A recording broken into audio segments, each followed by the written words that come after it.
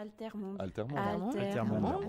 Altermonde. Altermonde. Ce qui s'est passé dans le bassin minier, ce n'est pas contre l'extractivisme que ça s'est produit. Ça s'est produit contre le fait que en Tunisie, il y a un nombre effrayant de chômeurs et que les embauches dans les sociétés de phosphate se font uniquement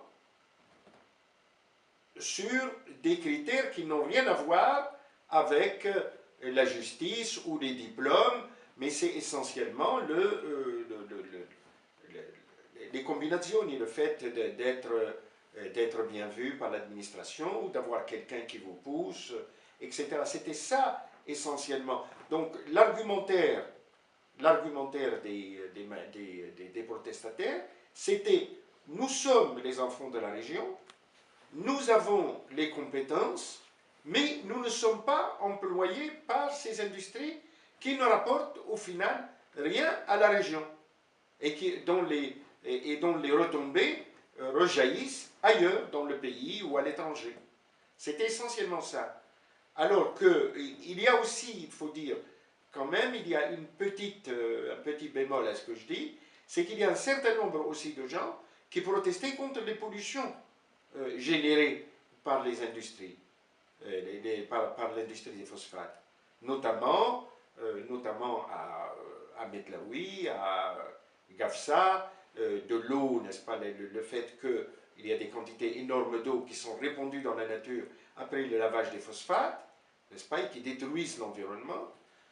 Voilà, c'est cet ensemble de choses qui a fait que la situation s'est embrasée en 2008. Elle a des racines sociales. Mais on ne peut pas séparer le social de l'écologique. Je vais vous dire pourquoi. Parce que ces gens vivent dans un cadre de vie dégradé. Et cette dégradation ne peut pas passer pour perte et profit. Cette dégradation a un effet sur le mal-vivre des gens. Elle est constitutive de ce mal-vivre. Quand vous avez une ville où l'eau n'est pas de bonne qualité, où il n'y a pas de trottoir, où il y a de la poussière, des poussières tout le temps, vous ne pouvez pas dire que l'écologie n'intervient pas. Même si les gens ne l'expriment pas, si vous voulez, de la même manière que moi. Mais je suis convaincu que c'est constitutif de leur révolte et de leur réclamation. La société civile a maintenant des armes. Les armes viennent de la Constitution. Pour les industries extractives, la Constitution a mis les choses très au clair, que les contrats pour les sociétés d'extraction, elles sont obligées de passer devant une commission de l'Assemblée des représentants du peuple, de l'ARP, n'est-ce pas? Donc, alors qu'auparavant, ce qu'il faut bien comprendre, là, ça peut vous sembler tout à fait banal, là, ce que je viens de dire. Mais c'est très important. Pourquoi? Parce qu'auparavant, c'était seule la bureaucratie et le pouvoir qui décidaient, n'est-ce pas? Et là, grâce à la Constitution, grâce à la société civile et au fait que maintenant elle peut porter plainte, elle peut aller devant le tribunal administratif, elle peut aller au pénal, n'est-ce pas? Le pouvoir n'a plus le choix.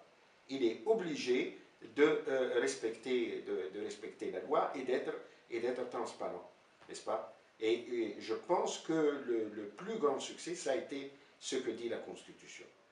Les régions où il y a actuellement de l'extractivisme pour le gaz de schiste, par exemple, comme je vous l'ai dit l'autre fois, c'est Kérouan, Tataouine et Kibili.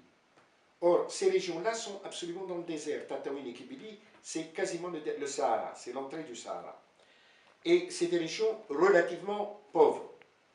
Donc, il faut absolument expliquer aux gens les aspects négatifs d'un extractivisme à toute blinde, n'est-ce pas? Parce qu'il peut y avoir, un des rôles de la société civile, c'est précisément de dire aux gens quels sont les inconvénients de ces extractions.